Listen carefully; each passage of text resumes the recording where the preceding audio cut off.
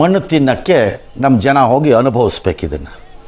ಯಾರ ಸುಖಕ್ಕೆ ನೀವು ಯಾರು ಅಲ್ಲಿ ನಿಮಗೆ ನೀವು ಮೆಚ್ಚುವಂತಹ, ಮೆಚ್ಚೋದ್ರಲ್ಲಿ ತಪ್ಪಿಲ್ಲ, ನೀವು ಮೆಚ್ಚುವಂತಹ ವಿರಾಟ್ ಕೊಹ್ಲಿ ನಿಮ್ಮ ಕಣ್ಣು ಕಾಣಿಸ್ತಿರ್ಲಿಲ್ಲ. ವಿಧಾನಸೌಧದ ಮೂಲೆಯಲ್ಲಿ ಎಲ್ಲವನು ಒಂದೇ ತರ ಬಟ್ಟೆ ಹಾಕೊಂಡು ನಿಂತಾಗ ಯಾವನು ಅಂತ ಕಂಡು ಹಿಡಿತೀರಿ? ಕಾಣಲ್ಲ. ನಿಮ್ಮನ್ನ 100 ಮೀಟರ್ 400 ಮೀಟರ್ ದೂರದಲ್ಲಿ ಇಟ್ಟಿದ್ದಾರೆ, ಸ್ಟೇಡಿಯಂ ಅಲ್ಲಿ ಕಾಣಲ್ಲ. ಬಸ್ಸಲ್ಲಿ ಓಪನ್ ಬಸ್ ನೋಡೋಣಪ್ಪ ಅಂತಂದ್ರೆ ಕ್ಲೋಸ್ಡ್ ಬಸ್ಸು, ಅದು ಓಪನ್ ಅಲ್ಲ, ಅಲ್ಲೂ ಕಾಣಲ್ಲ. ಇನ್ನು ಪಿಂಕ್ ಹಾಕೊಂಡು ನೆಕ್ಕಕ್ಕೆ ಬಂದಿದ್ರ ಅಲ್ಲೆಲ್ಲರೂ? ಹಾಗಾದ್ರೆ ಏನಕ್ಕೆ ಹೋಗಿದ್ರಿ? ದೂರದಿಂದ ನೋಡಿದ್ರು ಸಾಕು, ಎಲ್ಲಿ ಕಾಣಬೇಕಲ್ಲ, ನೋಡಕ್ಕೆ ಕಾಣಬೇಕಲ್ಲ. ನನಗೆ ಗೊತ್ತಲ್ಲ, ವಿಧಾನಸೌಧದ ಮೆಟ್ಲ ಮೇಲೆ ಕಾರ್ಯಕ್ರಮ ಮಾಡಿದ್ರೆ ಆಗ ಫ್ರಂಟಲ್ಲಿರೋ ಗಾರ್ಡನ್ ಲಾನ್ ಎಲ್ಲ ದಾಟ್ಕೊಂಡ್ರೆ ರೋಡ್ ಆ ಕಡೆಗೆ ಇದ್ದಾಗ ಎಲ್ಲೂ ಕಾಣಲ್ಲ ಅದೇನಂತ ನನಗೆ ಗೊತ್ತಲ್ಲ. ಡಿಸ್ಟೆನ್ಸ್ ಎಷ್ಟು ದೂರದಲ್ಲಿ ಏನೂ ಕಾಣಲ್ಲ ಅಲ್ಲಿ. ಯಾರು ಕೊಹ್ಲಿ ಯಾರು ವಿರಾಟ ಯಾವುದು ಕಾಣಲ್ಲ ಅಲ್ಲಿ. ಹೀಗಿದ್ದ ಏನು ಸ್ಟೇಡಿಯಮಲ್ಲೂ ಅದೇ ಹಣೆ ಬರಹ ನಿಮ್ದು. ಅಲ್ಲಿ ಸ್ಕ್ರೀನಲ್ಲಿ ಕಾಣೋದು ನೋಡ್ಕೊಂಡು ಅಲ್ಲೂ ಹೊಡಿಬೇಕು ನೀವು, ಅದನ್ನ ಮನೇಲೆ ಹೊಡಕಬಹುದು. ನೀಟಾಗಿ ಕೂತ್ಕೊಂಡು ಯಾಕೋ ಗೊತ್ತಿಲ್ಲ. ಮತ್ತೆ ಆವೇಶ ಅದೇನೋ ಗೊತ್ತಿಲ್ಲಪ್ಪ ನನಗಂತೂ. ರಾಯಲ್ ಚಾಲೆಂಜರ್ಸ್ ಈ ತಂಡ 18 ವರ್ಷಗಳ ಬಳಿಕ IPL ಚಾಂಪಿಯನ್ಶಿಪ್ ಅನ್ನು ಪಡ್ಕೊಂಡಿದೆ. ಹಾಗಾಗಿ ಕ್ರೌಡು ಬಹಳ ಉದ್ವೇಗಕ್ಕೆ ಒಳಗಾಗಿದ್ರು. ಕಾದ್ರು ಅಂತ ಏನು ಎಲ್ಲರೂ ರಾಯಲ್ ಚಾಲೆಂಜರ್ಸು ಶೇರ್ ಮೇಲೆ ಇನ್ವೆಸ್ಟ್ ಮಾಡಿ ಪ್ರಾಫಿಟ್ಟಿಗೆ ಕಾದ್ರಂತೆ. ಆಯ್ತಪ್ಪ ಕಾಯ್ಕೊಳ್ಳಿ, ಯಾರು ಬೇಡ ಅಂದೋ ನಿಮ್ಮನ್ನು ಅನುಭವಿಸಿ. ಇನ್ನೊಂದ್ಸರಿ ಹೋಗಿ ಇನ್ನೊಂದ್ಸರಿ ಕಾಳು ತುಳಿತ ಮಾಡ್ಕೊಳ್ಳಿ. ಇನ್ನೊಂದ್ಸರಿ ನಿಮ್ಮ ಅಪ್ಪ ಅಮ್ಮನಿಗೆ ಇನ್ನೊಂದು ಮಗಳನ್ನೋ ಕಡಿಮೆ ಮಾಡಿ. ಯಾರು ಬೇಡ ಅಂದವ್ರಪ್ಪ? ಅದೇ ಆಗೋದು. ನೀವು ನಾವು ಅಯೋಗ್ಯರ ಥರ ಆಡಿದ್ರೆ ಅವರು ಇನ್ನೊಂದು ಡಬಲ್ ಅಯೋಗ್ಯರ ಥರ ಅವ್ರು ಆರ್ಗನೈಸ್ ಮಾಡ್ತಾರೆ. 11 ಜನ ಸಾವನ್ನಪ್ಪಿದ್ದಾರೆ. ಎಲ್ಲ 15 ವರ್ಷದಿಂದ 35 ವರ್ಷದ ಒಳಗಿನ ಮಕ್ಕಳಿದು, ಹುಡುಗರುಗಳು. ಹಣೆ ಬರಹ. ನಿನ್ನೆ ಆಳ್ವಿಕೆ ಜಯ ಆಗ್ತಿದ್ದಂಗೆ ಸಿಲಿಕಾನ್ ಸಿಟಿನಲ್ಲಿ ರಾತ್ರಿಯ ದೀಪಾವಳಿಯಂತಹ ಸಂಭ್ರಮ ಇತ್ತು. All right, it's fair. Enjoy ಮಾಡಿದ್ದೀರಿ, ಪಟಾಕಿ ಹೊಡ್ಕೊಂಡಿದ್ದೀರಿ, ಲೈಟ್ ಹಾಕ್ಕೊಂಡಿದ್ದೀರಿ, ಗಾಡಿಗಳಿಗೆ ಹಾರನ್ ಹೊಡೆದಿದ್ದೀರಿ, ಓಡ್ಸಿ ಬಿ ಅಂತ ಕೂಕೊಂಡಿದ್ದೀರಿ. ವೀಲಿಂಗು ಮಾಡ್ಬಿಟ್ಟಿದ್ದಾರೆ. ವೀಲ್ ಎಲ್ಲ ಆಯ್ತಪ್ಪ. ವೀಲಿಂಗ್ ಆದ್ಮೇಲೆ ಅವನು ಸಾಯ್ಲಿಲ್ವಾ? ಇಲ್ಲ, ಸಾಯ್ಬೇಕಾಗಿತ್ತು ಅವನಾರಿಬ್ರು. ಆಯ್ತು, ಸತ್ತಿಲ್ಲ. ಅದರಲ್ಲಿ ಇದ್ರಲ್ಲಿ ಸತ್ರು ಅನ್ಯಾಯವಾಗಿ. ಮಾಡಿದಿರಿ, ಎಲ್ಲ ಸಂತೋಷ ಸಂಭ್ರಮ ಆಗಲಿ. ಇಡೀ ರಾತ್ರಿ ನಡೆದಿದ್ದ ಸಂಭ್ರಮ ಬೆಳಗ್ಗೆ ಹೀಗೆ ಮತ್ತೆ ಕನ್ವರ್ಟ್ ಆಗಿದೆ. ಮತ್ತೆ ಆ ಕಚಡಗಳು ಅವನು ಯಾವನು ಗೇಟ್ ತೆಗಿಯೋವನು ಅಂತ ಪ್ರಭೂತಿ ನನಗೆ ಗೊತ್ತಿಲ್ಲ. ಪೊಲೀಸ್ನವನು, KSCAನವನು, ಆ ಫ್ರಾಂಚೈಸಿ ಕಡೆಯವನು ಅವನನ್ನು ಎಳ್ಕೊಂಬಂದು ಬುರ್ಡೆ ನಿಲ್ಲಿಸ್ಬಿಟ್ಟು ಮರಕ್ಕೆ ಜಜ್ಬಿಟ್ಟು ಕತ್ತರಿಸ್ಬಿಡ್ಬೇಕು ಹಂಗೆ ಅವನನ್ನು. ಕಾಮನ್ ಸೆನ್ಸ್ ಬೇಡವಾ? ಎಷ್ಟು 100 ಮ್ಯಾಚ್ಗಳನ್ನು ನೀವು ನಡೆಸಿಲ್ಲ ಅಲ್ಲಿ? ನಿಮ್ಗೆ ಜ್ಞಾನ ಇಲ್ಲ. ಕ್ರೌಡ್ ಮ್ಯಾನೇಜ್ಮೆಂಟ್ ಒಂದು ಸ್ಟೇಡಿಯಂ ಒಳಗಡೆ ಹೆಂಗಿದೆ ಅಂತ. ಏನು ಆ ಗೇಟು ಚಿಕ್ಕದು ದೊಡ್ಡದು ಅನ್ನೋದು ಇವತ್ತಾಯ್ತಾ? ನಂಬರ್ 1. ನಂಬರ್ 2, IPL ಮ್ಯಾಚಿಗೆ ಮಧ್ಯಾಹ್ನ 12 ಗಂಟೆಗೋ 1 ಗಂಟೆಗೋ ಕ್ರೌಡ್ ಒಳಗೆ ಬಿಡ್ತೀರಿ. ಇಲ್ಲಿ ಮಣ್ಣು ತಿನ್ನಕ್ಕೆ 3 ಗಂಟೆವರೆಗೂ ಕಾಯ್ತಾ ಇದ್ರಾ? ಓಪನೇ ಮಾಡಿರಲಿಲ್ಲ. ಜನರಿಗೆ ಇನ್ನೂ ಕನ್ಫ್ಯೂಸ್ ಇತ್ತು, ನಮ್ಮನ್ನು ಬಿಡ್ತಾರಾ ಇಲ್ವಾ ಕಾಯ್ತಾ ಇದ್ರ. 3 ಗಂಟೆವರೆಗೂ ಕತ್ತೆ ಕಾಯ್ತಾ ಇದ್ರ ಎಲ್ಲರೂ. ಹಾಗಾದ್ರೆ ಯಾರದು? ಅವನು ನೀ ಎಳಕ್ಕೊಂದು ಹೊಡಿಬೇಕು.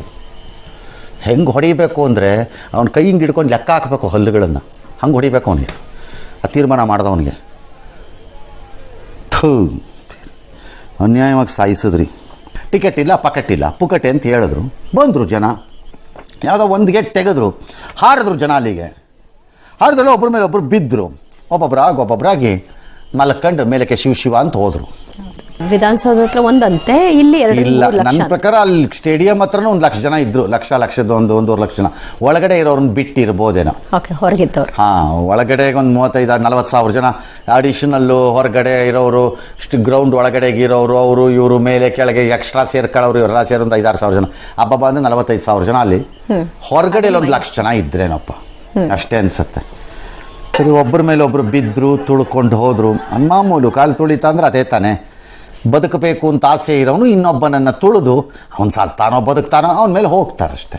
ಅವನು ಸೇಫ್ ಆದ್ರೆ ಸಾಕು.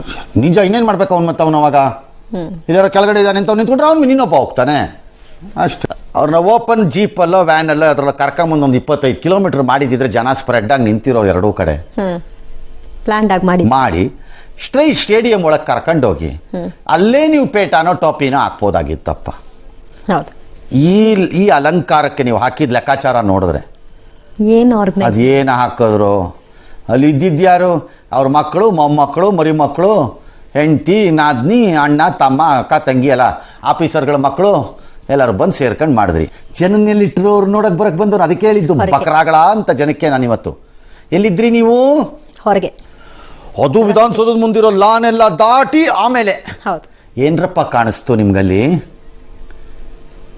ಏನ್ ಕಾಣಿಸ್ತು? ಇವ್ರುಗಳ ಸಂಭ್ರಮ. ಅವ್ನು ಯಾವೊಂದ ಬೆನ್ನು ನೋಡ್ಕೊಂಡ್ ಬಂದ್ರಲ್ಲ ಹೋಗ್ಬಿಟ್ಟು ಅಲ್ಲಿ ಏನ್ ಏನೂ ಕಾಣಿಸ್ತು? ಕಾಣಿಸಿಲ್ಲ. ಎಲ್ಲ ಒಂದ್ ಎತ್ತರ ಡ್ರೆಸ್ ಹಾಕೊಂಡು ನಿಂತಿರ್ತಾರ ಪಾಪ. ಏನ್ ಕಾಣುತ್ತೆ? ಆ ವಿಧಾನಸೌಧದ ಮೆಟ್ಲ ಮೇಲೆ ಅಲ್ಲೆಲ್ಲೋ ಹೈಕೋರ್ಟ್ ಹತ್ರ ನಿಂತಿದ್ರೆ ಏನ್ ಕಾಣುತ್ತೆ? ಪರಿಣಾಮ. ಹಂಗಾಗಿ ಪ್ರಜಾಪ್ರಭುತ್ವ ಹೆಂಗಿರುತ್ತೆ?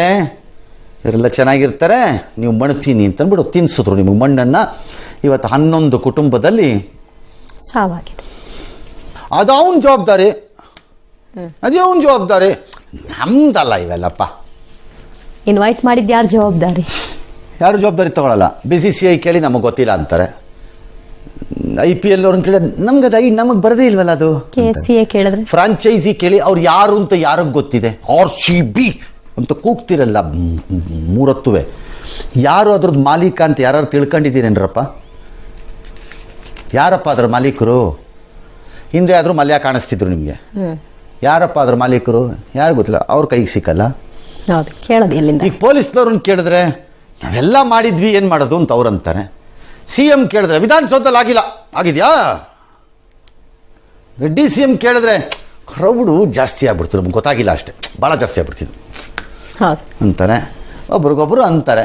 ಒಂದು ಎನ್ಕ್ವೈರಿ ಆಗತ್ತೆ, ಈಗ ಒಂದು DC ವರದಿ ಬರುತ್ತೆ, ಒಂದು 50 ಫುಟಾನೋ 60 ಫುಟಾನೋ ಆ ಬಿಳಿ ಹಾಳೇನು ವೇಸ್ಟ್ ಮಾಡ್ತಾರೆ, ಯಾರೋ 4 ಜನದ ಹಣೆಗೆ ಕಟ್ತಾರೆ, ಕಿತ್ತು ಬಿಸಾಕ್ತಾರೆ, ಮನೆಗೆ ಹೋಗ್ತಾರೆ, ನಮ್ಮ ದುಡ್ಡಲ್ಲಿ ಒಂದಷ್ಟು ಪರಿಹಾರನ ಕೊಡ್ತಾರೆ. ಆಮೇಲೆ ಸತ್ತವ್ರ ಮನೆಗೆ ನಾವು ಸಂತಾಪ ಸೂಚಿಸ್ತೀವಿ. ಹೀಗೆಲ್ಲ ಆಗಬಾರ್ದಾಗಿತ್ತು ಪಾಪ. ಚಿ ಮುಗಿದೋಯ್ತು. ಅವ್ರಿಗೆ ಆಗ್ಬೇಕಾಗಿದ್ದು ಆಯ್ತಲ್ಲ, ಹಿಂದೆ ಎಲ್ಲ ಮುಗೀತು.